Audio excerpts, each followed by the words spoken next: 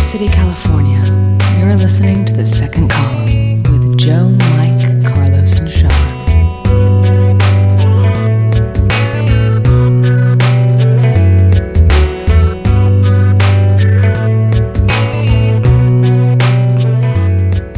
Hello, everybody. Welcome to The Second Column. We are joined this week by comedian Chris Mosier. Yeah. Very talented. One of our favorite guys on the LA comedy scene. Also here today is Mike Constantini. Hey, Mike. Hello, everybody. All right. Sean Kearney is also here. Hi. And someone's missing. Once again, you might notice that Carlos is not here. I know. Well, as you know, last weekend was his birthday, and he debauched a little too much, and he's still feeling the effects. I'm still not convinced that's a verb, but I'm going to go with it. He's still... Well, debauch is to, to party hard. Yeah, to become a lord-like king and right. drink the great splendor and eat mutton. Yeah. What dictionary do you own? Yeah. Well, it's the dictionary Webster's, of the old times. Yeah, Webster's old. You're English. the only person who actually spent money in the medieval times bookstore.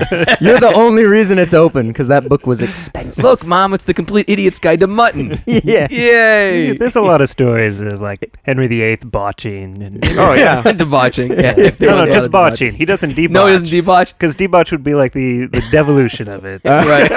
Botching is the ascension. That's the transcendence. So is debauch to set up some kind of good, some kind of greater good? Is that I think, what if Carlos is debauched right now, right. then he previously botched. That's your point. He might have gotten to the level of botched last weekend. I think he did, and that's probably why he's still recovering. Yeah, I think he did, and I think our listeners should know this, and I think Chris would like to hear this. Carlos went to a strip club for his birthday last Saturday. How many? He got 14 lap dances in one night. 14 lap dances. And he said night. it with pride. And when questioned on the topic, said, "Well, the songs were short." Yeah, he's like, songs. The songs are short. Yeah. That is an epic number of lap dances. Yeah. But in his defense, the place he goes to is it's like $10 lap dances. It's like cut rate. But so he would want more? Yeah, it's high volume. It's like Costco. It's the quality's less, but you get more. When we met up with Carlos that night, he smelled like cigar, cheap perfume, and baby oil. And baby oil. Yeah, I think there was glitter on and him. I think there was actually some sweat, still browing from his head. Yes. But he also knew the second you asked him, he answered 14. Yeah. Like he knew it. Yeah. Like he had really kept count. He didn't go, it's somewhere between 14, 15. Like he knew the exact number. Like in his head, every song that went by. He was counting. Yeah, seriously, because what's 14 times 3 minutes? That's like almost 45 minutes, right? Yeah. Mm-hmm. Or that's a good solid. And he was there for like 4 or 5 hours. I mean, that means like 1 out of every 5 minutes he was there, he was getting lap danced on. So anyway, he somehow got sick. I have no idea. Yeah, I wonder how that could have happened. Poor guy. So no Carlos this week. But we were joined by Chris Mosier, who we enjoy his comedy very much. He is part of the troupe The Great Adventure, whom we often speak of on this Great podcast. Improv group we perform with. Great improv group. He's also a writer up at the Upright Citizens Brigade Theater, another place that we enjoy playing and watching shows. You're on the Maud team there, and Sketchgram. You're on Sketchgram too. Yep, I play with the Sketchgram. Yep. So and we'll let him do all his plugs at the end, but just to kind of give you his bona fides, he's the real deal. And Chris has been listening to the podcast for a long time, which is awesome, which is really great, because we've had a couple of guests in here who I don't know if they did. Some of them hadn't met us before, some of them hadn't heard the podcast before. No, it's always great to have them, but some people take a more active interest in what we do. Exactly. And Chris is one of them. In fact, after one of the shows we performed with them recently, you went up and you congratulated my brother on something that he wrote and posted on my site that we talked about on a podcast, and he was like, "How did he know about that?" Which was really cool. So the word had spread. Well, I'm still an advocate. I think I emailed you about this. That I'm pointing for those of you that are listening, pointing to John. We got a pointer here too. Your TV show idea for your talk show of you listening to other people's fights in cars is still. I was like, I would like to see that show. It's $1 million idea. After the show, we need to talk about that. We will. Yeah, Chris is really great too, because he'll email us after podcasts or even after shows to just tell us stuff. So I remember when we did when Pangea, our improv group, did its 1 year anniversary, or we had an anniversary show, like a 50th show, and we listed our best scenes of all time. And Chris was like, "You missed these 8 scenes," and I was like, "We couldn't think of those. How did he remember those?" So very active listener as well. So great to have him here. So here's what I wrote about this week. My brother Dan sent me an article and he had a lot of opinions on it, none of which really made it into my article, but it was a great topic, and I think I kept the spirit of his thoughts alive in what I wrote. And it's basically asking the question, can money buy happiness? And there was a study that said, yes, it can if you spend it on other people. So I ended up kind of having fun with this article, and in the end, agreeing with it. As long as you're freely spending money on somebody in doing a good cause, yeah, you can feel good about it. And in the end, I kind of tied it up with the people who have the most opportunity to do good tend to be older people because they have free time and they have the money. Actually, Sean, it's kind of like Randy's dad who just retired. We were just talking about this before the show. It's kind of like the people who have the time now, like they really want to do something good with their time, so they're not afraid to do things like help you look for a car. Yeah, totally. It's very true. I think that the older people have a lot of free time and a lot of free income, and I think especially having kind of an empty nest and being used to maybe having to spend money on other people, they kind of get nostalgic for it. Maybe right, might be part of it too. But so yeah, one minute you're looking at a car with somebody, the next minute you're playing 18 holes of Tiger Woods with them for those for 3 hours. For those of us that weren't involved in that conversation earlier today, everybody listening. My friend, he was going to tell the story. Wait, you were? Yeah, I didn't. I thought you were done. He was going to tell the story. All right, well, go ahead and tell your story. How did you not know that I wasn't opening that? I said, for those of us not listening, took a breath and inhaled to speak. Right. And I thought you were using that as an end point to a sentence, like period. Were we playing Jeopardy where we open on a closing and close on an opening? If you would have looked at Sean closely, you would have seen an empty dialogue bubble above his head. Right at that moment that he was waiting to be filled with words. Sean, why don't you finish your thought? Because whatever Mike said is got to be awesome. Yeah, I'm sure. So no, my girlfriend's dad, I just recently bought a car, and I can't drive a manual, but I decided that I needed to buy this manual car. So, why did you buy it again? A combination of desperation, and it's the perfect car for me because it's a sports car, but it's a Toyota sports car, so it's just as much like coolness that I can take with just as much reliability Practical. that I need. Yeah, so it's like the coolest a practical person can be. It's like I'm the cool dad. Like I still have the lame job and I still have the family and all that, but I let the kids stay up and watch Saturday Night Live. That's who I am. You wear a button shirt, but it's untucked. But yeah, exactly. That's me. Yeah. Cool dad Sean. CDS. Yeah. Nice. But my girlfriend's dad, Randy's dad, took me out to drive the car for me because I needed someone to test drive it and tell me that I should buy it. And on the way back, I wanted to take him out to lunch, and he refused and instead had me come over to his house and play 18 holes of Nintendo Wii Golf with him and was very much into it. And so not only did he do me a favor, he also was like so excited to spend an hour with me playing golf afterwards and wouldn't let me return the favor at all. So that's really cool. And I'm glad you're enjoying his retirement. And it was actually quite wonderful. Yeah. So that's pretty cool. So Mike, I think you might have had a story. Yeah. Is it a? You see right there, you could have gone. He's very, very cool. For those of you that have just been listening. Hey, period. Right now, see, that would have made sense. I'm instituting a rule right now in the spirit of Groundlings Improv. Whenever you finish a story, clap once. Clap once to signal that your story is over. Yeah, there you go. And then we could start a new story. Yeah. So. Well, I much like Sean. So Chris, I noticed that you have we were talking earlier about people retiring, and I think you have an interesting story about your dad retired. No. All right. I'm sorry, Mike. Were you? It's a nice topper. Touche. All right, fair enough. I think you guys are even, but I want to see more scoring. Ditto. All right. My friend Dave or Joe and I have a very close friend Dave that lives in Japan now.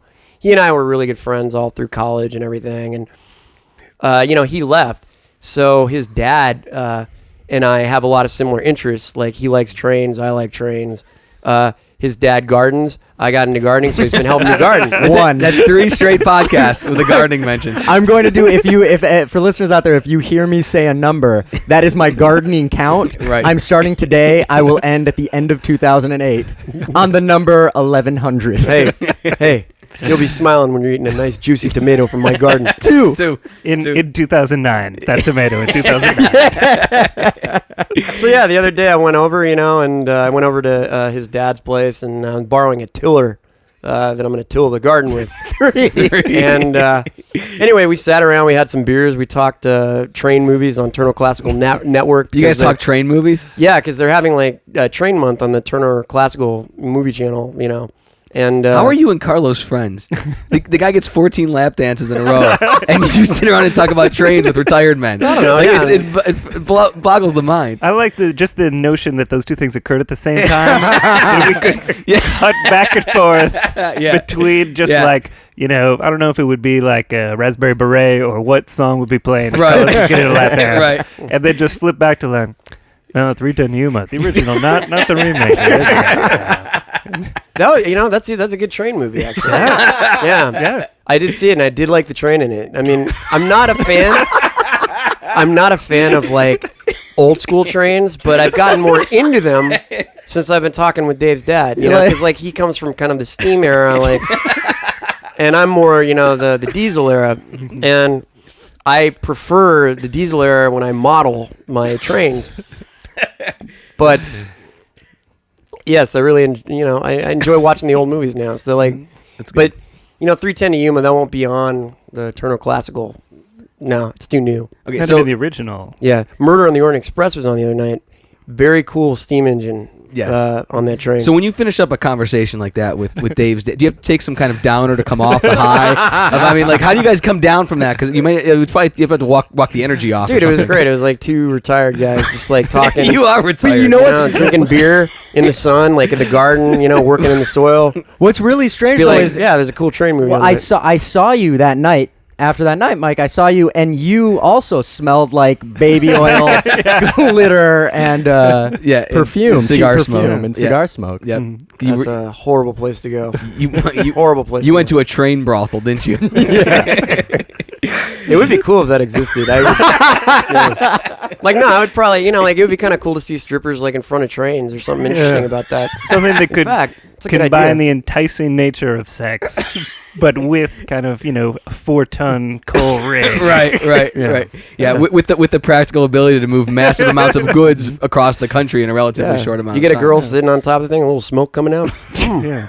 Oh, man. You got an 80s rock video right there. No, 1880s. Yeah. High five across the table. There we go. Now, has anyone here ever hopped a train? No. Yes, I did once. Yeah? When I was a kid, I used to go train spotting. Hey, I made it popular before the movie. Right. Mm-hmm. Okay? Right. I was train spotting. Was that on Turner Classic Movies? I don't know if that one's on No, Turner that's Classic too Movies. new, Sean. Sorry. Right. Okay, so you hopped the train? What was I actually did. The train, it was a boxcar. I was moving pretty slow, and I actually hopped in it. Yeah? Was it as it was coming to a halt? Well, no, it was kind of just moving slow. Did you end up like in Stockton, California? My parents and I used to go up to Santa Barbara when I was a kid, and there's a rail line that runs right through there. So I just used to go watch trains some days, and one day I hopped it. Uh-huh. How long did you take it? I took it for like maybe 4 or 5 blocks, and then I realized the thing's probably going to speed up, and I gotta get off. Yeah. Good Otherwise, idea. I'll end up back in Oxnard. Right. So I jumped off, but it was fun. Was there anybody else on the train? No, I didn't see any hobos sharing the car. So for the 5 minutes you're on the train, did you have like a bindle and eat beans out of a can? No, I wish I did though, because I really wanted that experience. Right. But no, I just sat there and I'm like, wow, I just hopped a freight train. Cool. Mm-hmm. And it's pretty cool, It's like a cool little thing to do. Cool. Yeah. Chris, you asked it like you had. I've always wanted to. Always wanted to. And there've been times where I've said like, this Saturday, what I'll do is I'll get it where I'll just find like a friend, like, hey Joe, like at 5:00 I'll call you from somewhere. Wait, you take Joe? I would call Mike myself. Actually, yeah, he'd find your guy. Chris, it's not easy to. I mean, there's a technique to it. You should call the guy with the Union Pacific schedule memorized. Yeah. Probably. Yes. Okay, so but, you would. But the whole reason it came into my head was in college. A buddy of mine, everyone's like, "What do you do for spring break?" Blah, blah, blah. And he said, I'm going to hop trains. And him and a friend of his hop trains from the Twin Cities to New Orleans. That's awesome. And then they were it was going to be like, we're going to party and then hop trains back. Yeah. Well, they did take into account the fact that it took 7 days to like hop trains. Yeah, freight trains don't move too fast. Yeah.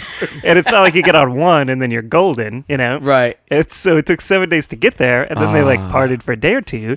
And like, we're already late. Like we already missed like a day of class. And And then they had something like $200-$300 between them, and they went into some used car lot or some wreck yard. And we're just like, we need a car that will get us back to the Twin Cities. No kidding. And the guy was like, I got this car, and they said, we've got $200 in my shoe. Let's do this. Did they make it back? Yeah, I mean, it took, again, another couple of days to get back. Yeah. But yeah, they hopped trains down and then bought the $200 car with holes in the floor and everything and drove that back up. Yeah. Awesome. Hobo style on the way down, but sad. Sad college guy style on the way back home. How unfortunate. That's such the end result of all college plans, too. Like, there's always the first 5 minutes of it are really good, and then everything goes completely sideways. So that's great. It's Lofty great. dreams, Joe. Yeah, I understand. So Mike, what I wrote this week actually remind you of something that we've done before, talking about good deeds and things like that. Yeah. Like, every year, Joe and I do a huge birthday celebration because Joe's birthday is October 7th and mine is October 1st. So And Sean's is October 2nd? 3rd. 6th. I knew it was one day away from one of ours, yeah. And we Not did, as important, kind of secondary to Yeah. the primary. I'd say birthdays. tertiary. Tertiary. Yeah. Well, before we knew Sean, Yeah. Joe and I always celebrate our birthdays, together. Yep. Next year we'll celebrate, all three of us. Did we do last year's with you or no? Yeah, Yeah, we I did. didn't want to rub Yeah, it we into did. Mike. Yeah. But you did know me last year, Yeah. and I was part of the celebration. Yeah, Yeah. remember? It took place 30 feet away, right over Yeah. Yeah. over there. Now, but anyway, we like to treat our friends. But so like, what he's talking about is pre-current. yeah, So. we did a booze cruise where That's right. and Joe and I paid for the whole thing. And like our friends were shocked that we paid for it. Yeah, I was making fat internet money at this company I worked for, so we could actually. It was like we had money, so it was cool. It was a fun thing to do. Yeah, and I was single, of course, like usual, and I had no. As money opposed to now that you're married to the land. So yeah, I had money to blow, and it was fun though, and it's a great experience to like actually, do something nice for your friends and Yeah, so what we did just was go out and have fun and drink on a cruise. we rented a little kind of like a skiff. I don't know. It's a small boat. It never goes more than 10 miles an hour, and It's kind of the ones where like even the captain driving the boat gets drunk. yeah, literally. Here's the setup. There was there's an indoor section, and then you can kind of stand around the outside along the rail too. But the indoor section was the captain at the wheel, and to the left of him, like 6 inches away, was the bartender and 800 bottles of booze. So it was like you would look at it and you'd be like, "This is not gonna." Meanwhile, we're end playing well. like Welcome to the Jungle and Yeah. everything because they have a CD They player. had CD players, so you could play the mix. So what we did was for 2 hours, we drove very slowly around the marina in Marina Del Rey, around the little bay out there. And so you got 1 hour of sunlight, then the sun went down, and then for the second hour, you just kind of cruised back. Yeah. So yeah, we got it was a great night. We had a lot of fun. There was a lot of crazy stuff happened that night. You threw up. I literally stepped off the boat. Like Mike and I settled our score. Can I describe this? Yeah, go ahead. Go ahead. You were walking next to one of my other friends, and you just said, "Pardon me." You found a bush. I did. And then you just threw up in the bush. Yeah. And then you got up and you're like, "I'm all right." And you walked off. That's because I'm a fucking game day player. I come to And that play. was it. You were fine for the rest of the night. I was. I came to play. But do you remember me? We were trying to pay the captain, Yeah.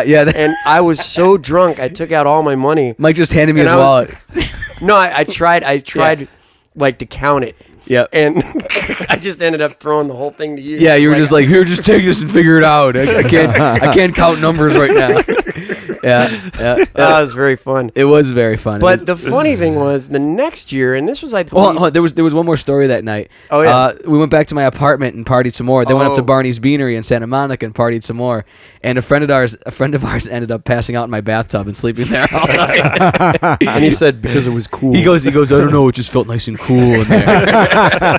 Now I think I think we wash that thing every 6 months. So I feel and bad for the guy. there was a great year too. Like Joe and I actually rented a beach house in Malibu. Now Oh, that was fucking throwaway money. That was awesome. That was and the that end was of my fun. That was the end of my internet money era. yeah, that was yeah. Yep. But then like last year, and I think this was actually Sean's birthday too, where we celebrated. It was very funny because Joe took care of the Evite. Yep. And I'm like, great, awesome. I don't have to do it, and send out. And at that time, we had a lot of new friends that didn't know us very well from the whole comedy thing. And one day, I just kind of looked at the Evite that Joe did, and I looked at it, and I'm like, and it had a man and a woman, and the woman was holding wine, Yeah. and the color was pink. It was like magenta. It was pink, and it said, come join, Joe and Mike in their big celebration. And I'm like, my God, this is the gayest looking Evite I've ever seen. Sexually confident. We had an improv class, and one of the guys in the improv class is like, yeah, I got your Evite. And he's like, so do you live together? And he asked it in that way, like, are you guys partners? And I even asked him, I asked this girl, Allegra, one of our really good friends, and I'm like, yeah, the Evite was pretty gay, wasn't it? She just laughed and she shook her head like, yes, yes. And it was one of the gayest Evites I have ever seen. I blame Evite because it was the only template that was like party invite with like an alcohol type, theme to it. So I was I had to explain to this man that we are not gay. I just said, no, we're just friends. I kind of like to keep people on their toes. I Keep them guessing. The act of eviting is a little homoerotic itself. I would say that completely very honesty. It's a very efficient way to let people know you're having I a would party. say it's more manly, the phone call. And it's more, not the mass, like, I'm going to invite all these people. This, like, Chris, I'm having this party. We're going to be doing a little drinking.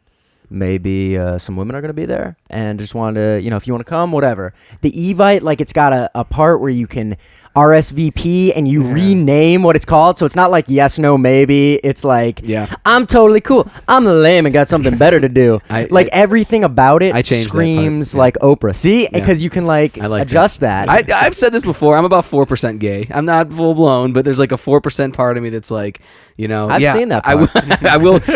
Ooh, I can change the text. I like it. I'm sorry. That's who I think there's something feminine about customization.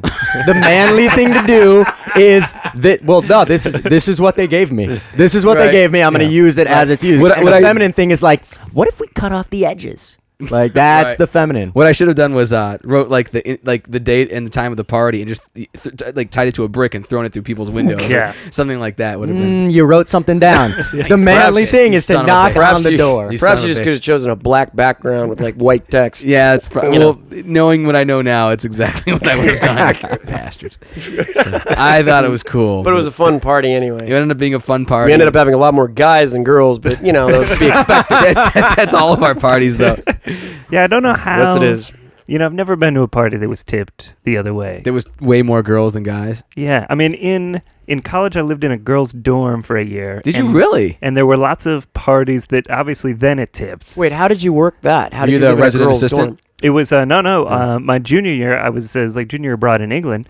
And they put there were 11 of us that were, 11 of us at this college that were from America, and they put the 11 of us in a girls' dorm because I guess they were just like, oh, we don't have any room for anything. And then even half of that 11 were girls, So it was just like it was a freshman girls' dorm in England that we lived in. Oh my God, that's And beautiful. is that what you thought all of England was like for so many more years? I'm just gonna say this now. We're gonna have Chris back on the podcast. For all you guy listeners out there, we're gonna talk only about that. Yeah, we're gonna have I want to talk Only about that about dorm. Because that is worth 45 minutes. It's going to be on the Costantini Ladies Hour, after hours podcast. I'm gonna redesign the music for this podcast just for that. Oh yeah, and of all the stories, the only one that I will say is that I'd always heard. It's kind of like you're young. I didn't grow up with sisters. I didn't know these things, and you'd hear rumors for uneducated people like me of like if girls hang out together that they all kind of get into the same cycle. And I was like, I wonder if that's ever true. Yeah. So I was constantly aware of like, is that happening around me? Because it's just like that thing. It's like the fog, like you can't see it, but it's around you. Yeah. Fantastic science experiment. Yeah, fantastic. I'm a gentleman. I'm not going to ask that sort of thing. So I'm just trying to deduce clues of like, is that happening around me? Right. And one night I came up, Friday, Saturday night, whatever. You go out, you come back, and I open up the door from the stairs to the hall. All the lights are off. The entire hallway is lit by candles, and there's like 30 girls in one end of the hall, all crying, like wearing their pajamas and crying. My God! Did you walk out? Were you like that character guy in a movie that comes out and just goes, "My God"? I would picture him like walking backwards, like retracing his steps backwards, like. Oh. There just was that moment of like, the lights are off, and like. There are candles everywhere, and then just like 30 girls in pajamas crying, and immediately the thought was just like, that's what it is. Like, there we are. Weren't you a little disappointed though that of all the stereotypes of what happened when like large masses of women are together, that's the one that's true? It's like not the pillow fights. Yeah, where was not the nudity? no That's the pillow one. fight. The menstruation one. That one's true. The rest of them bogus. Yeah. And I'll have to save these for the next time I'm on as a teaser. But the showers too, there was only one because it was a girls' dorm, so there weren't guys and girls showers. So I used the same bathroom, like the same shower stalls. It was just like me and all the girls. Is this another stereotype story, or is this another menstruation story? Because it's a teaser for two different directions here. Sorry, for all of you gentlemen out there that listen to this podcast, we're going to have 2 podcasts together. And we're going to have Chris back 2 times. For Yeah. We're going to do 45 minutes in the shower and 45 minutes on the dome. I don't even want to participate. I would like it if, Chris, you just do that podcast for an hour, and I will download it and listen to it. I don't know, Chris. This is shaping up to be a 3-part I special. I know. Yeah. I love it. And God bless studying abroad. That's fantastic. Yeah, I want to study abroad. I would have stayed in that dorm forever. I would have just kept going to school there. Never graduated. Yes, I'm getting my PhD. Yeah, exactly. And yes, I need to get it in England. Yes, and It's yes, I on need to live in English studies. And I study better in a dorm. In a freshman girls' dorm. In a freshman girls' dorm.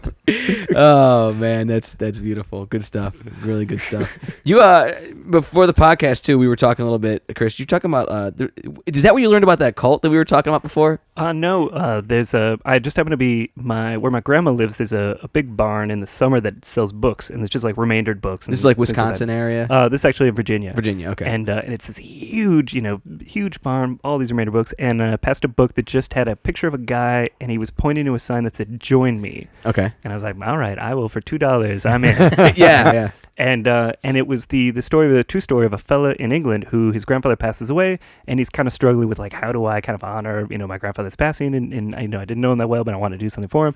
His grandfather had attempted to start like a commune, kind of this commune group. So he thought, I will do that too. I live in London, and I'll try to do this thing, kind of do good by my grandfather. And I'll honor his legacy by starting a commune. And we were talking about this because it kind of relates to the column of doing good. Yeah. Right. Well, that was it. It kind of struck me. I hadn't thought about this for a number of years. But so what he did was he just put an ad in the paper, like a classified ad, and it just said, "Join me." It said, "Send your picture to this P.O. box." And that's it. That's it. And he had no notion, like he himself had no notion of what else would happen. Like to him, he was just like, I don't know. I feel like I need to honor him. I want to start this. I will go to the newspaper office and give them 8 words, and that will honor my grandfather. Right. And people, like, for a while, no one did. And then a guy just sent his picture in. And the guy, when he sent his picture, said, I don't know what this is, but, like, I'm in. And here's a menu to this Chinese restaurant that I really like.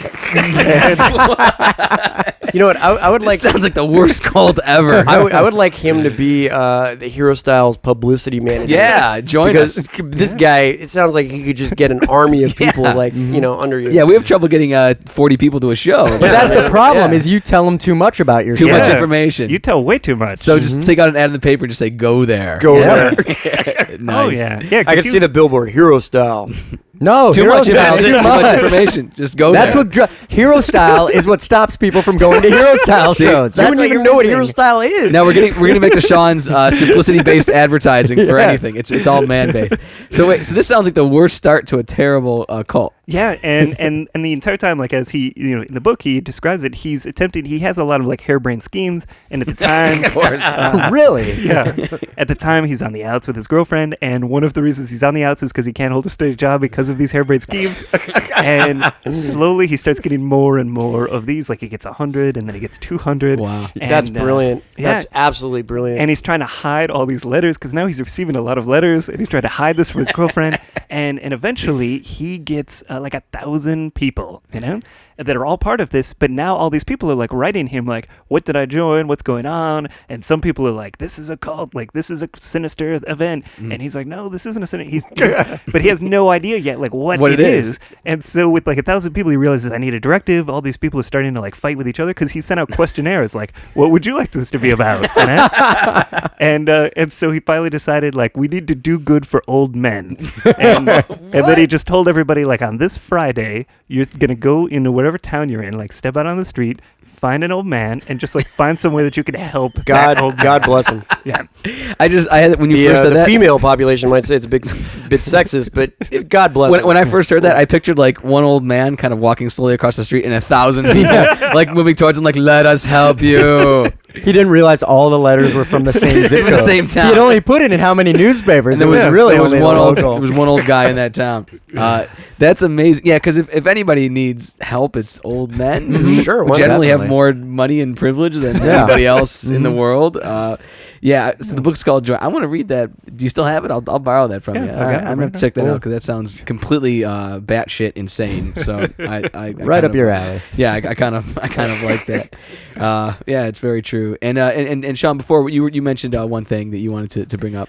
Well, no, just reading the article, one thing that came to my mind, and something that I've actually been thinking about for quite some time, is the idea that being nice there's no way to truly be like grateful and nice and kind of rise above selfishness, because if being nice makes you happy and you get happiness out of it, Right. and even assuming that people like this idea that helping other people just brings you happiness, there's definitely people who they're built that way. They get happiness off of being nice. My grandmother being one of them.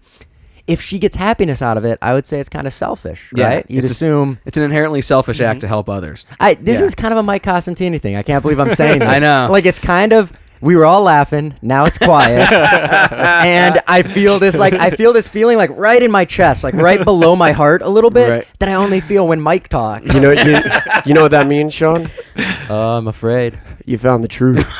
Yeah. Sean, now bring it back to gardening. Bring it back to gardening. Bring it back to gardening. Come on, you can do it. You can do it. You can do it. You can do it. You can do it. Come on. I have a big piece of garlic that I'm growing, and you're gonna Four. Very good. That's all I have to I'm gonna say. take a picture of you Very good. eating it. Sean, it's a good point. And when my brother Dan actually suggested that I write about this article, he sent me like a bunch of notes on like what he thought about it, and they were really good. They were really serious, so I had trouble working them in. Yeah. But one of them was that like he had two things because Danny's a skeptic. So one of them was these people could be lying, which that's true. I thought that too. Because anybody will say if they gave money to somebody, it makes them feel good. Nobody gives money to charity and go, I feel shitty. Yeah, you Like, know what? Cystic I could Fibrosis think of Foundation. five different ways I could have spent this money and felt better about it. Big screen TV. Right. Like, But, nobody makes that we're not list. supposed to talk like that. You know what I mean? Like it's bad to brag about that kind of thing. You sound like a jerk. So that was his one point. And the other point was, there's no such thing as a selfless act. If you do good for somebody else, you feel good about it. So that was a really good. But really deep quick, thing. back to the idea of not being able to say anything about it. Not being able to say like, this didn't feel that good. Right. What? Like, how shitty is that? Like, I do something good for somebody. Not only do I have to do something good for them, I also have to say, I felt great. Like, I can't turn around and when somebody goes, like, when people, and I do this all the time, like, somebody will be like, hey, man, thanks for helping me out. Like, that was so cool of you. I'm like, it's no big deal. Right. And it's like, it kind of was. Yep. And I'm lying to you. Yep. But I'm like kind of obliged, like socially obliged to lie and say, that wasn't a big deal. Yeah. I kind of just want to be like, it really was a big deal, but it's cool that I did it. Right. But while we're talking about it, it kind of put me out. Yeah, no, that brings up one of my biggest social pet peeves is people who can't accept praise. So like you go to their comedy show or their music show or their art show or whatever, and you say, that was great. And if it was great, you go, that was great. And then they just shit on themselves for the next 5 minutes. And you're like, oh, come on. Because when you praise somebody, you really put yourself out there. Yeah. You're really like, I'm going to stand out on a limb here and say that I value that thing that you like. But many artists are never happy with what they do. I know. Which I guess maybe fuels It's part of them a certain way. it's part of the, Oftentimes after great adventure shows, I will try to heap praise upon Chris Mosier, and he'll just shake his head like, no. But he usually does it because of Jeff, though, so I don't blame him. Like, he never... Right. He blames a lot of his himself. He blames a lot of his scene partners for Yeah, he just, like one time I said, Chris, it was an amazing show, and he just rammed his fist into a wall. Yeah. And he's like, no, it wasn't. Yeah, the back of the West Side Eclectic where there's that hole in the wall. And then he's like, I'm sorry. Yeah. The Mosier hole. Once every 5 years, you can tell Chris probably just explodes in rage because you're a very mild-mannered person. But I don't know. Do you ever just go crazy once in a while? I do have a personal catalog of times, and just about every time that's happened in a non. Oh, I'll say it and then I'll preface it after I say it. But they're always categorized by times that I've made girls cry. But they're not related to like breaking up. It's not like a love thing. It'll be like the straw that breaks my back is something happens, and then when I snap, it's either directed at somebody who may be a female, or there's just a female there who's like, "Oh my god!" and cries. I was going to ask you, Chris. Yeah, you are so mild mannered. Are you actually a superhero? And you're not telling anybody. Actually, Chris would be the really, perfect superhero. You would be the ideal, during the day, nice guy, even keeled. Right. But at night, woman in the alley, getting robbed. Right. He's there. Chris Mosier. He's there. Shows up. It's so funny because that's two Great Adventure members now who significant events happen that involved women crying. Remember Jeff with the teacher? Yeah. Jeff basically said that the turning point in his life was when he made a teacher cry and he realized he had awesome power. And what's also funny is it's also two Great Adventure members and podcast guests who are superheroes, who are mild mannered by day, and so we've got Chris, who turns into Superman at night, and then we've got Kevin Ford, who's Agent Bear. That's right, the Agent Bear. Agent Bear, I want to be my gardening. I want to bring it up once in every podcast. I think if you can do it once every podcast, people will love it. And someday it will be available online where people can see it. And then the truth will be Kevin Ford will be vindicated finally when people can see that. All right, very good. Okay, we've come to that part of the podcast that we call the aftermath. There we go. All right. And what we're going to do is go around the room and get everybody's final thought. We'll start where we always do with Mike. Mike, your closing thoughts today? The deepest, darkest corner, if you will. Yeah, I kind of like the deepest, darkest corner of the room. You were kind of out there by yourself. This will be the first time I've ever really mentioned this on the podcast because it's been a very sensitive subject to me. I was dating someone for quite a while just recently, and we went out for like 9 months, and I recently broke up with her, not me, she broke up with me. Go figure. I don't know, like all the train talk and everything. I thought it'd be, riveting. But what woman could say no? Exactly. I understand. No, but it was very hard because, I actually considered marrying this woman, and that was the first time I think I've ever considered like marrying someone. So it was pretty devastating to me, and it's taken me quite a bit to get over the whole thing. But one of the things that this article, Joe, that you wrote reminded me of is the idea of you wanting to spend money on people, and it does make you happy in a way. So one of the things that I really wanted to do was to take her to Europe because I've never been to Europe, and we'd actually planned to go like in April, like this month. Obviously never happened, but part of the thing, she was strapped for cash and everything, and I had been saving up money, and I kind of took on this editing job for extra money, just for that, really, just so I could, take her, have a good time, and, really enjoy it. But yeah, Sean, there is a selfishness to it, because part of the thing was I really wanted to have sex in another country. Yeah. No, totally. And I've only in had several other countries. I've really only had sex in Studio City proper, California. Yeah. Really? I can totally relate. My girlfriend lives in New York, and we've gone to places, and I don't think she makes a conscious effort to do this, but I'm very kind of meticulous in, I want to have sex in as many different states and places. And I think we've been to a couple cool places. I've tried to work it into layovers on flights because I count those as visiting those places. When I add up places like Denver and Houston, and I've never gotten that to work. I've never gotten to layover sex, which I think would be great. Yeah. But I definitely have been there, and I definitely have this mental checklist that's like Louisiana, done. And I get really excited. Well, here is me, Spain, done. Exactly. Denmark, that's crazy. Done. Oh my God, I'm agreeing with Mike. We're sharing things. It's like scanners. Dude, I feel like my head's the worm gonna has turned because you became the Mike in this. I know. Today. Sean, you know why you're agreeing with me, Sean? I don't want to know. Because you found the truth. Oh, man. That's what that pain in your chest is actually the feeling. That's what truth feels like. That constricting in your chest. That feels that like a truth is a tumor. Oh, very good. It's a very good point, Mike. I think. There's selfishness in your own happiness. Yeah, always. We all want to have sex in Liechtenstein. I think that's very true. Andorra. Did you say and Liechtenstein? Because I like sex and Liechtenstein. Well, both. I like chocolates and I like sex. Yeah. And I like the girl Anne Liechtenstein. Anne Liechtenstein. Oh yeah, from grade nice school. girl. Yeah, I remember that girl. Very good. Chris, did you have any final points you wanted to share? I did add two things. One of them, like I feel as though for people that will listen to this will survive me. My grandchildren will listen to this. As this is the most optimistic guest we've ever had on the show. This will be the one record of my voice, for them. Yeah, sure, sure. And it will be sent in the time capsule that goes into space in the future. Okay. To reach new So life. it's very obviously something very important to say here. Well, I just would like to affirm the notion that, like, I like the idea that someone did, like, do a study and found out that, like, it is good to, do things for other people, and then that is kind of some measure of happiness that you get is just received from that notion of, like, I'm going to help other people, I'll, pay for the coffee they got behind me, that sort of thing. Like, I affirm the notion that people are putting that into the public consciousness. Oh, very good. So that's said for my grandchildren who listen, or for any court testimony that anyone would like, that I did make right, that. For when you become a robber baron 10 years from now, they look back kindly upon you. Yes, exactly. Okay, when I bought like a crystal rocket ship. But then the other thing was notion to this advertising. You had mentioned earlier how artists are never satisfied with their work. Yeah. And I think that should be the hero style campaign. Like, don't mention the word hero style. Don't mention YouTube. Don't even mention where you're performing. Right. Just billboards that say artists are never satisfied with their work. You know what? I really like that concept. That's pretty good. Yeah, I really pretty do. Good. I'm actually gonna write We're that gonna down. we're gonna keep that. It's really great because it's so mysterious. And if you went to our shows, you'd be like, I'm not satisfied with their work. I'm just not satisfied with their work. They must be artists. And maybe the billboard can say that, and then it'll have like a man and then a woman holding a wine glass. It'll be a pink background. Because then we'll keep them even more confused. Fuck you. All right. Take a number. All right.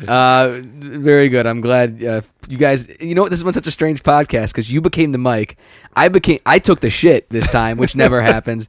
And Mike kind of made the most sense out of everybody. Yeah. It's funny, and this is one thing that I didn't bring up when I was talking before, but kind of reading this article, it kind of goes back, and you talk about people being happiest in when they're elderly, when they're getting older.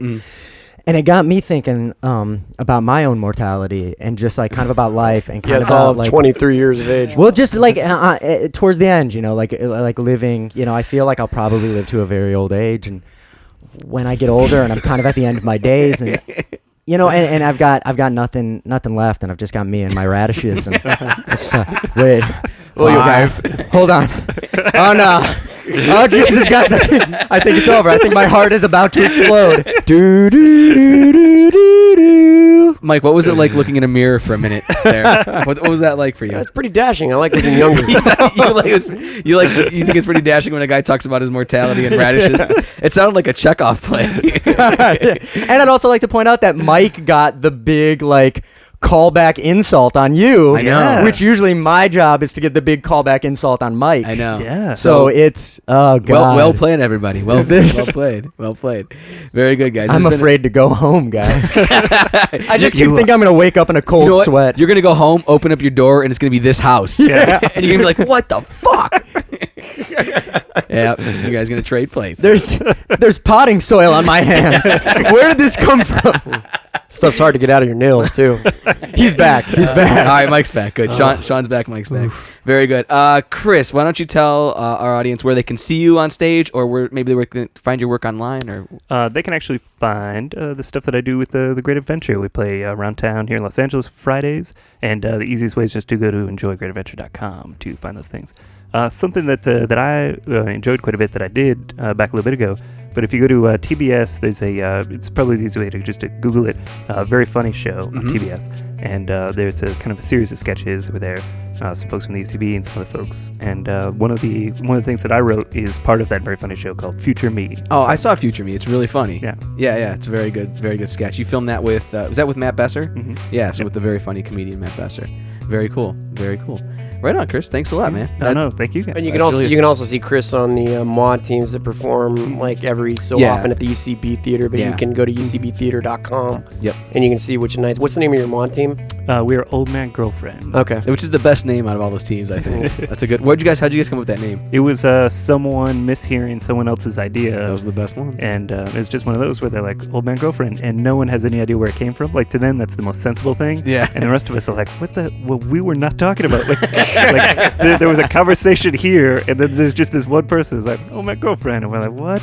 And then slowly we're like, all right, yeah. All right. Well, yeah, exactly. Well, he's the one with Power, or I'm sorry, what's the Adobe Illustrator? What do you do design and graphics on? Photoshop. I'm sorry, my brain went away. Yeah, whoever has Photoshop ends up naming the team. Usually. So, yeah, very good. All right, very good. Well, that's it this week for the second column. We'll be back next week. Chris, thanks for joining us. It was a lot of fun, and we'll be back next week. So watch out for bird flu.